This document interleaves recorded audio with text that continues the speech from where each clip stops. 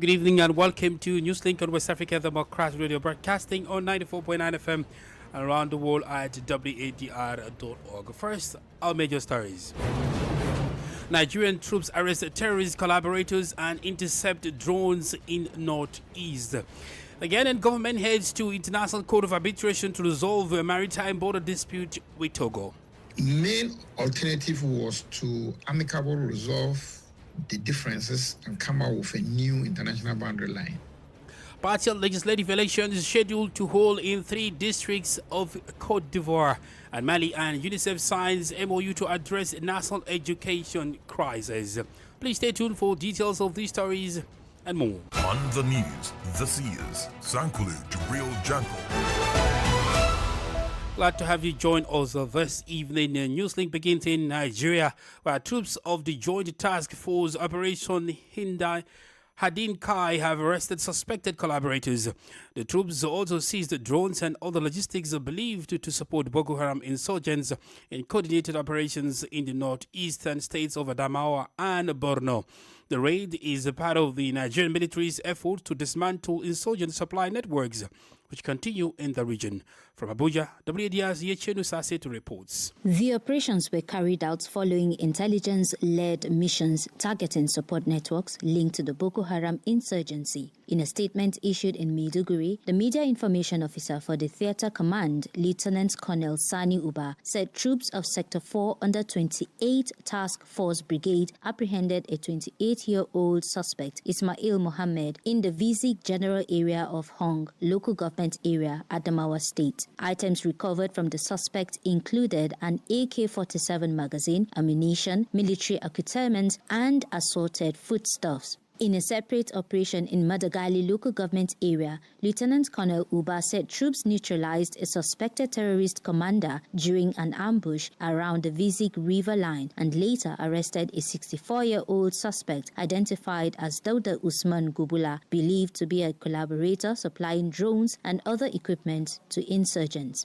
Meanwhile, troops operating in collaboration with local vigilantes and members of the Civilian Joint Task Force repelled insurgent activity in Gamdu, Borno State, neutralizing a suspected informant attempting to breach defensive positions and recovering additional logistic items. Military officials say the coordinated actions are part of sustained efforts to disrupt Boko Haram's supply lines, dismantle support structures, and enhance security across Northeast region. For WADR, Yechenu Sase reporting. After years of stalled negotiations and rash intentions over offshore resource control, Ghana is turning to international law to secure a definitive and binding resolution to its maritime boundary dispute with Togo. The move signals a shift away from diplomacy to legal arbitration as both countries seek clarity over contested waters believed to hold significant oil, gas and fishing resources. Nadia Ditete has more in the following report. Ghana has formally triggered international arbitration in a bid to settle its protracted maritime boundary dispute with Togo, marking a significant shift from years of bilateral negotiations to a legal resolution process. In a statement issued by the Presidency Communications Office, government confirmed it has notified Lomé of its decision to pursue delimitation of the disputed boundary under United Nations Convention of the Law of the Sea, UNCLOS. The move follows about 8 years of inconclusive talks between both countries, including engagements by a joint technical committee and escalation to the level of the two presidents. Former Commissioner General of the Ghana Boundary Commission, Dr. Emmanuel Wekem Kotia, says the decision reflects years of stalled negotiations and growing strategic concerns. Now, when it was escalated to the head of state level, the two presidents met with cabinet ministers in Lomé. And after that meeting, there was some kind of understanding between the two head of states on how to proceed. It was after that, then there was no more progress. And I think that is where we are reached as of now. The main alternative was to amicably resolve the differences and come out with a new international boundary line. That was not achieved by the Joint Technical Committee that was set up by the two countries, escalated to the head of states level. Now that is the level at the head of states that probably there was a statement and addition was taken by Ghana to move in that direction. The dispute is rooted in offshore resource control, particularly in areas believed to hold oil and gas deposits. Tensions heightened between 2017 and 2018 when Togolese authorities reportedly prevented Ghanaian vessels from undertaking seismic surveys in contested waters. Since then, Togo has laid claim to portions of the maritime boundary extending towards its coast. Government says opting for arbitration is aimed at preventing further escalation and preserving the long-standing diplomatic relations between the two countries while securing a binding legal determination on the boundary. For WADR, Nadidi Tati, Accra. Meanwhile, in Côte d'Ivoire, partial legislative elections are scheduled for Saturday, February 21, 2026 in the constituencies of Douala, Massala and Tumudi. In the latter constituency, considered a historic stronghold of the main opposition party, the PDCI, the battle promises to be decisive. However, the ruling party, RHDP, which already holds 197 seats in parliament, aims to win this contest, while opposition Tijan Cham's party wants to confirm that the municipality remains its stronghold. Details with Osman Omar. On the ground, the headquarters of both parties have deployed their officials, activists and local figures. For the ruling party, the goal is to consolidate its national dominance. However, the PDCI says the stakes are quite different. It is to preserve a political legacy deeply rooted in what was long the heart of the Bole region. In this discreet but crucial confrontation, only one parliamentary seat is at stake. Meanwhile, Serge Dessous says the task ahead looks daunting for the presidential party, even if the resources at its disposals could change the game. Whether at the local level or at the municipal level, the PDCI still dominates. However, we must take into account the context in which this election is being rerun. It's important to consider whether the RHDP is starting from the same position it held at the beginning. Conversely, Felix Boni believes that the PDCI retains a clear advantage given its historical roots and its undeniable sociological majority in this electoral district. The strength of the PDCI-RDA lies in the fact that the area has always been one of its strongholds. Tumudi has consistently voted for the PDCI-RDA, and the party still counts on influential local figures there. However, it should also be noted that Mrs. Raymond Godu has often struggled to establish herself in Tumudi. Let's not forget that in the first round, it was the PDCI candidate who came up on top. So, as voters head back to the polls, the PDCI is seeking confirmation of that earlier victory. For them, the message may be easier to sell, while the RHDP is expected to invest significant resources in an effort to turn the tide. The Consortium of Civil Society Organizations for Elections in Côte d'Ivoire announces the deployment of 84 observers to all polling stations. However, the verdict of tomorrow's ballot box will reveal whether political history will resist the current power in Tumudi. That's Osman Omar reporting. More stories coming up on West Africa Democracy Radio. Newslink continues. In Benin, a delegation from the National Democratic Institute, NDI, has carried out a series of visits to key institutions as part of preparations for the April 2026 elections. The mission, both technical and consultative, reflects the growing attention to the pre-election environment and efforts to strengthen the democratic process. The delegation met with several parties involved in the preparations for the April presidential election. These included the National Autonomous Electoral Commission, SENA, political leaders, civil society organizations, and media representatives. Christopher Fomuyo is a project officer for Africa at the National Democratic Institute. We reflected on the success Benin achieved during the wave of democratic transitions across the continent. It is our hope and indeed our expectation that Benin will continue along that path. Once a country has taken on a leadership role, it must strive to remain an example. Benin is being encouraged to continue setting the standard for inclusive, transparent and credible elections so that other nations can follow suit and take pride in what can be achieved together. The key issues in the April presidential election include the inclusive participation of political forces, trust between stakeholders and institutions, and the credibility of the legal and organizational framework.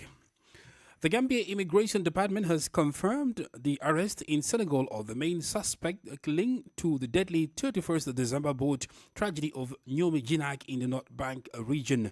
At least 39 migrants died after a wooden boat carrying more than 250 people attempted to reach the Canary Islands. 112 were rescued while several others remain missing. Authorities say the arrest followed a joint cross-border investigation between Gambian and Senegalese security services. From Banjul, Sang Donald Mendy reports. On the 31st of December 2025, a wooden boat carrying more than 250 people set off from Jina Kajata attempting to reach the Canary Islands, a route frequently used for irregular migration to Europe. Shortly after departure, the vessel ran into trouble at sea and capsized, resulting to 39 fatalities and 112 survivors, while an unknown number of passengers still yet to be traced. The suspect, identified as Amadou Sis, a Senegalese national born in Bargny, is accused of organizing the ill-fated journey from Jina Kajata to the Canary Islands. According to the Immigration Department, his arrest was made possible through intelligence sharing between the Gambia and Senegal, as well as testimonies from survivors and data retrieved from the Migration Information and Data Analysis System at designated border crossing points. During formal questioning, Sis reportedly admitted coordinating the trip alongside two Gambian nationals based in Jina Kajata.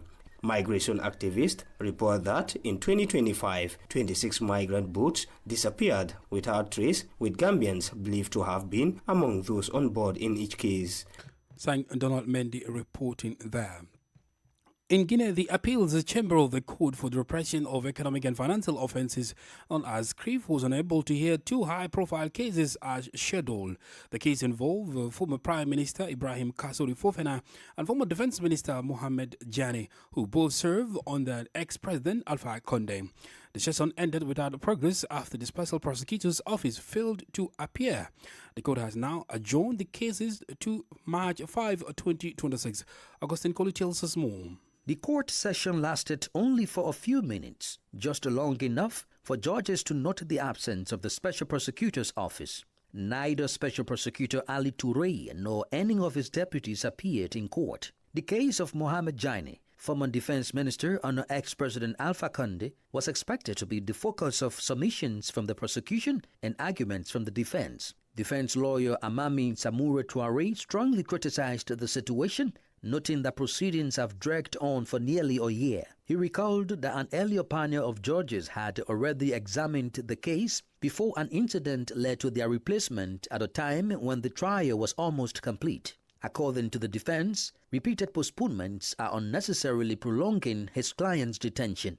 The lawyer also questioned the weight of the charges brought against officials of the former regime. He further claimed that a court order for the release had not been enforced, despite Article 160 of the Supreme Court law, which provides for the immediate release of an acquitted defendant. Meanwhile, lawyers for Dr. Ibrahim Kassory Fofana, who served as Prime Minister during Alpha Condé's regime, raised concerns about his deteriorating health. In the absence of medical evacuation for appropriate treatment, they are requesting that he be heard from his hospital bed so that proceedings can continue. Augustine Colley reporting there. You're listening to Newslink on West Africa Democracy Radio 94.9 FM and worldwide at WADI.org. Here is a reminder of our top stories. Nigerian troops arrest terrorist collaborators and intercept drones in northeast. The Ghanaian government heads to International Court of Arbitration to resolve a maritime border dispute with Togo.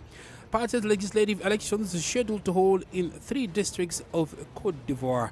Still ahead, Mali and UNICEF signed MOU to address a national education crisis. We have guest interview and sports news. Please stay with us. Fresh and breaking news all the time. Hear it first as the news breaks, only on West Africa Democracy Radio. Newslink continues. Crossing over to the Sahel, Mali's Bandiagara region continues to host refugees fleeing insecurity from neighboring Burkina Faso. According to the United Nations High Commission for Refugees, there is a sharp rise in the number of Burkinabe refugees arriving in the eastern region of Mali. According to figures released at the end of December 2025, more than 71,000 refugees are now registered in the area. Since April of last year, over 51,000 new arrivals have been recorded. An additional 6,000 people are still pre-registered. Christopher Atichu tells us more. UNHCR says many of the new arrivals are fleeing villages in northern Burkina Faso near the Malian border. Provinces frequently cited include Yatenga and Lorun, with families coming from communities such as Mene, Bongole, Pela, Ngani, Poso, and Andekanda. Other assessments also mention Berigondogo, Gona, Yassa, and Madugu as areas of origin. Most of those crossing into Koro, located in Mali's Bandiagara region, are women and children. The displacement follows months of persistent insecurity in rural border areas, forcing families to abandon their home and farmland. In Koro and surrounding municipalities, the majority of refugees are being hosted by local communities.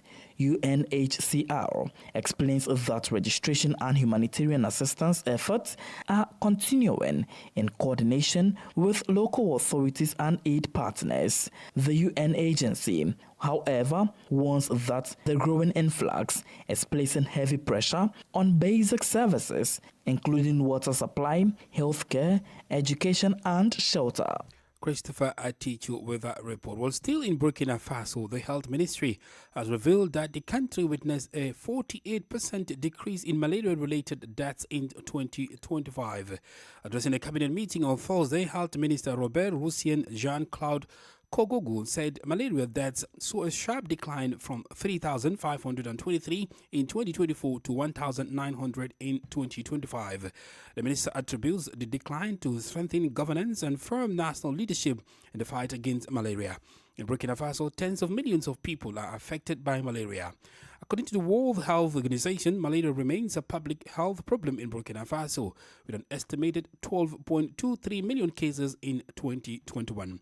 Speaking at a cabinet meeting on Thursday, Burkina Faso Minister Robert Lucien Jean-Claude Kogogu revealed that the country achieved the result through effective policies such as the Target Malaria Project, the widespread distribution of long-lasting insecticide-treated bed nets, and seasonal malaria preventions. The Malian government, through the Ministry of Education and UNICEF, have signed a memorandum of understanding to boost research in support of children's rights. The Bamako UNICEF partnership will focus on 4 priority areas, namely children's rights, health, education, and social and behavioral change. The arrangement, signed on Thursday, aims to mobilize universities at a time when the Sahelian country is facing an education crisis. Imo Edit completes the story. Mali has around 10 public universities and more than 200 private higher education institutions. Authorities hope to tap into this academic network to promote applied research on national priorities, including improving learning outcomes, reducing school dropout rates, and strengthening child protection. Through closer links between research and policy making, UNICEF and the Malian government say they aim to make social interventions more effective in the face of ongoing demographic, educational, and security challenges. The partnership seeks to strengthen national research capacity and promote locally generated data to better guide public policy. The move comes as more than 3.3 million school-age children were out of school in 2024 alone. Last year, more than 2,000 schools remained closed due to insecurity, affecting more than 600,000 students, mainly in the central and northern regions. Under the 2026 Humanitarian Response Plan, some 3.8 million people, representing nearly 15% of the population, are expected to need assistance, as insecurity and social vulnerabilities continue to limit access to basic services. Imo Edit with that report. Liberia is stepping up efforts to strengthen its economy and protect consumers with the official launch of the Liberia Standards Authority, or LISA. The move signals the country's commitment to building a quality infrastructure in line with international standards, creating a level playing field for businesses and boosting confidence in Liberian products at home and abroad. The launch ceremony brought together representatives of the European Union, the United Nations, business leaders, and public and private sector investors. WDR's Monrovia correspondent Abraham Parker reports. The Liberia Standards Authority has officially commissioned its newly rehabilitated headquarters and unveiled what it calls Liberia's first national quality mark. Speaking during the ceremony, Director General Stephen Mampu said the institution is now better equipped to enforce the standards, certify products, and safeguard consumers. Without standards, there is no access. Without certification, there is no confidence. Without quality assurance, there is no sustainable trade. LISA therefore stands at the intersection of science, safety. The European Union ambassador to Liberia, Nona Depress, reaffirmed the EU's continued commitment to supporting Liberia's development agenda. The commissioning of this fit-for-purpose standards authority today is particularly significant in view of the Liberia-EU Business Forum, reliable standardization. With improved infrastructure, trained staff, and a clear 5-year roadmap, the Liberia Standards Authority says it is poised to play a more decisive role in driving economic growth, enhancing consumer protection, and boosting Liberia's reputation as a trusted trading partner. The new national quality mark is expected to serve as a seal of compliance, assuring both local consumers and international partners of the safety and quality of Liberian goods. For Newslink on WADR, Abraham Parker, Monrovia. Politics, analyses on major news, social matters, and all. This is A Guest. Our guest interview focuses on Guinea as the appeals chamber of the court for the repression of economic and financial offences, known as CRIV, was unable to hear 2 high-profile cases as scheduled. The cases involve former Prime Minister Ibrahim Kassory Fofana and former Defence Minister Mohamed Diane, who both serve under ex-President Alpha Condé. The session ended without progress after the Special Prosecutor's Office failed to appear. The court has now adjourned the cases to March 5, 2026. Well, Almami Samori, one of Kassory Fofana's lawyers, is our guest this evening. We are very disappointed, very disappointed. And we even consider this absence to be a boycott of the court by the Special Prosecutor's Office. This is because 2 days ago, one of the fellow detainees, Dr. Ibrahim Kuruma, a former minister under President Alpha Condé, was acquitted by the Court of Appeals, which overturned all charges against him after 4 years of arbitrary detention. I'll put it that way. So the prosecutor's office hasn't accepted this decision and has even refused to implement it because, as I speak to you, we're still in prison. You have been requesting a medical evacuation for your client for months to no avail. What is his condition today? Dr. Kassory is in a very worrying condition. I am telling you now. I am very serious when I say his condition is very worrying because there are medical reports and counter-expertise ordered at the request of the special prosecutor. And these counter-expertises confirm the information given by the initial doctors. And just recently, 4 or 5 days ago, another report came out, which is very alarming. I personally spoke with the prison doctor when the report was released. So it is very worrying. And we submitted a request for a medical evacuation to the court. And that's why we are shocked, because this request was supposed to be examined by the court. But with the absence of the prosecutor's office, unfortunately, this request could not be examined. The hearing has been postponed until March 5. You said it's possible he might speak from his hospital bed. So until then, what action will you take to ensure your client is heard? Yes.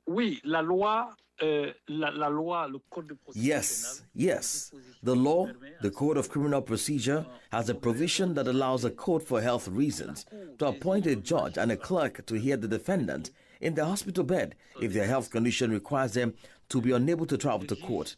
So we also submitted this request to the court so that this can be done, because Dr. Kasui hasn't fled justice. He wants to defend himself, but under better conditions. So we filed it, and we are waiting for the court to rule on this request.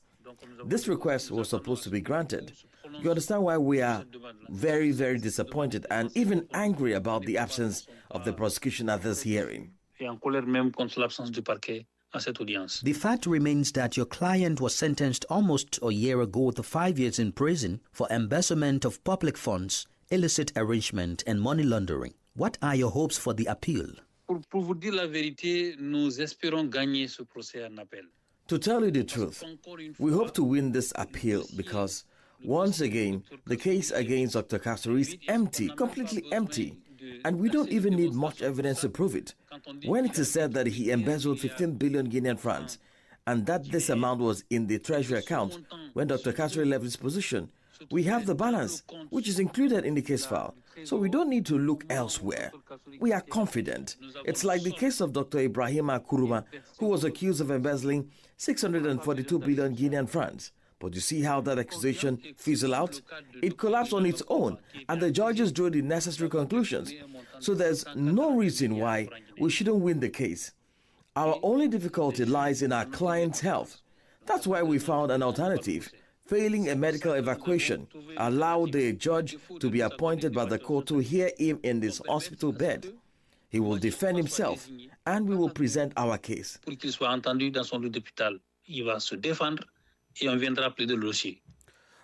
Samuri is a Guinean lawyer.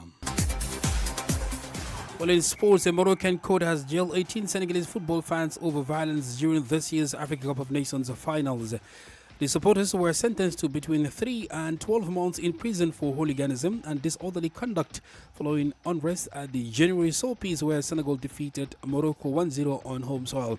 Prosecutors say some fans attempted to storm the pitch and threw objects during the match, disrupting play in scenes broadcast live on television.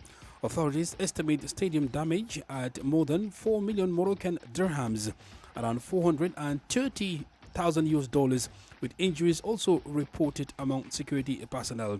Surveillance footage and medical reports were presented as evidence, though defense lawyers argue the videos did not clearly prove direct assaults by the accused. The verdict follows the disciplinary fines already imposed by the Confederation of African Football (CAF) on both federations. But the court ruled that sporting sanctions do not replace the criminal responsibility. The ruling sends a strong message over violence and disorder at major sporting events. We've come to the end of this edition on West Africa Democracy Radio, broadcasting from Dakar, Senegal. Thank you for listening, and many thanks to Mustafa Sek and Maud Juk for the technical assistance. Do interact with us via social media platforms X and Instagram and Facebook at WDR English. I am Sankule Jibril Janko. Good evening. And many thanks to you for listening to Newslink via Hot 104.3 FM, Newmi FM 94.0, Hilltop Radio 104.7 FM, and Veritas Radio 102.9 in Banjul, the Gambia. We also appreciate our listeners in Liberia via Alternative Youth Radio 98.9 FM, Lofa County, Radio Kagama 94.5 FM, Niba County, DCN Radio 91.3 FM, Riverside County, Wakat FM Radio, Banga, Liberia, Radio Baf FM 91.3 Sierra Leone in Nigeria, and Love 104.5 FM Abuja. For you listening via Radio Pad 95.1 Damango, Savannah region, and on Royals FM 104.7 Wenchi, Ghana, we say a big thank you. Remember, West Africa Democracy Radio is all about you, your views, and your opinions. WADR. You can listen to us on 94.9 FM in Dakar through our website www.wadr.org. Dakar. This is your radio. 94.9 FM. West Africa Democracy Radio.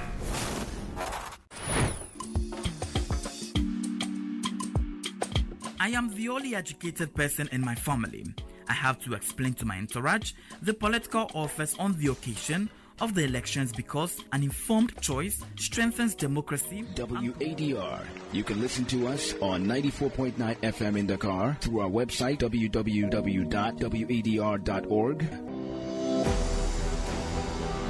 This is West Africa Democracy Radio, 94.9 FM Dakar. The program you're about to listen to is a repeat broadcast.